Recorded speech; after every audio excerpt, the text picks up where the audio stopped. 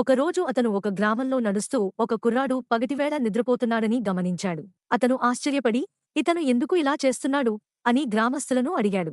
వారు చెప్పారు, ఇతను మా గ్రామంలోనే అత్యంత సోమరిగా, అబద్ధం చెప్పే వ్యక్తి. సన్యాసి ఆ కుర్రాడి దగ్గరకు వెళ్లి ప్రేమతో అతని తలపై మృదువుగా తాకుతూ, లేడు బాబూ, ఇది నిద్రపోయే సమయం కాదు అని అన్నాడు. ఎవరూ ప్రేమతో మాట్లాడకపోవడం వల్ల ఆ కుర్రాడు చలించి మెలకువ వచ్చాడు. ఆ తర్వాత సన్యాసి అడిగాడు, నువ్వు ఏదైనా ఎందుకు చేయవు? కుర్రాడు బాధతో చెప్పాడు, నేను ఏదికీ పనికిరాను. సన్యాసి చిరునవ్వుతో అన్నాడు, నీమీద నీవు నిందలు వేసుకోవడం ఆపు. మనుషులు చెడివారు కారు, వారి అలవాట్లే చెడివి.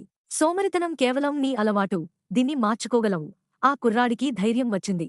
అతను అడిగాడు, గురూజీ, నేను ఎప్పుడూ విజయవంతం కాలేదు. నాకు నమ్మకం ఎలా కలుగుతుంది? సన్యాసి చెప్పాడు, గతాన్ని ఆలోచించకు. భవిష్యత్తును చూడు.